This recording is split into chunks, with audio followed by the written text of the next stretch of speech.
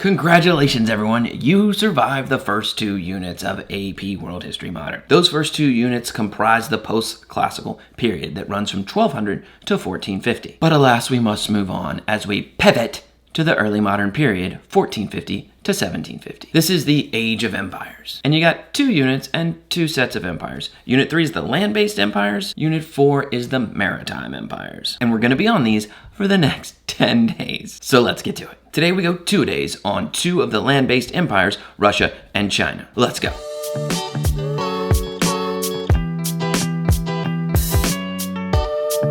Here's a map I obviously made of all the land-based empires. We're going to go 2 days for the next 3 days to cover the big ones, but there are others that are land-based empires but aren't given the coverage of the big 6. So don't forget about the Aztecs, the Incas, Tokugawa Japan, and the Songhai Empire in sub-Saharan Africa.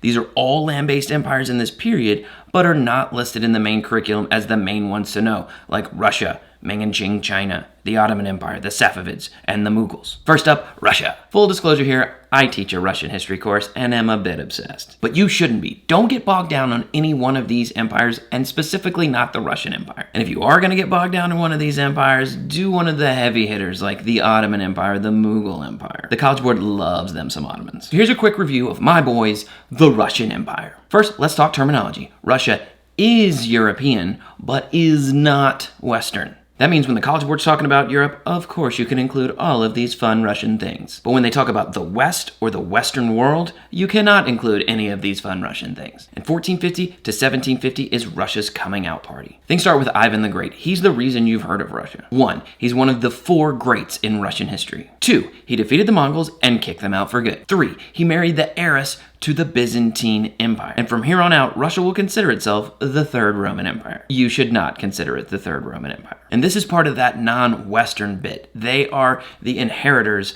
of the Eastern Byzantine Roman Empire. That means writing and religion and culture. 4. Ivan took the title Caesar, or as they say in Russia, Tsar. Also, spell it like this. It's closer to how it's actually pronounced in Russian. Sorry, it's just one of my pet peeves. Sorry. So Ivan the Great sets them on the path to success. And after a brief hiccup under Ivan the Terrible, the Russians reassemble under the Romanov family. And just 3 generations into the Romanovs, you run into the big show himself, Peter the Great. Know Peter the Great for his grand embassy to the west, to the VOC Dutch shipyards, or even to London where he met with Isaac Newton. He comes back to Russia, modernizes Russia, in a process known as Westernization, and brought Russia into the early modern world. Okay, enough Russia. Let's talk China. Now, China's in a weird spot in the early modern period because 1450 to 1750 is the last half of the Ming Dynasty and the first half of the Qing or Manchu Dynasty. You remember the Ming or Bright Dynasty, right? It kicked out the Mongols, sent Admiral Zheng He all around with his treasure fleet, and returning China to a more secluded state. Well, they ended up losing the Mandate of Heaven for a myriad of reasons, including they had a severe silver problem, not to mention the largest earthquake in the history of the planet that killed almost 1 million people. And all their crops were dying because of the Little Ice Age, so there's a lot of problems there in Ming China. Well, this leaves the door open for the Manchus to come down from the north and start the final Chinese dynasty, the Qing Dynasty, or sometimes the College Board calls it the Manchu Dynasty. And I say final because this one runs into the 20th century. There is a ton to know about the Qing Dynasty,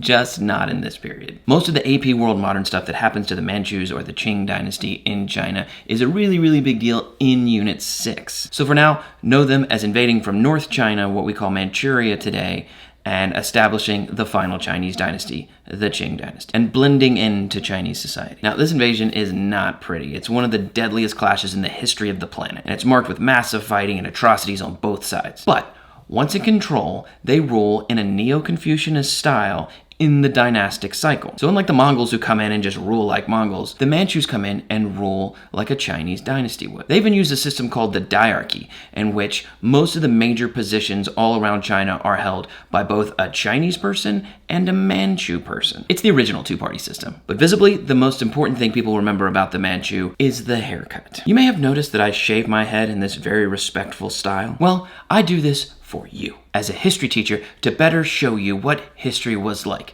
and for no other reason. the Manchus would mandate that everyone wear the Q hairstyle. This would help the Manchus from the north better blend in with their Chinese brethren to the south. And if you weren't wearing it, you were a troublemaker and easy to spot. So they would shave their head here, respectfully, as I have done, and then grow the hair out long in the back like a line or a Q.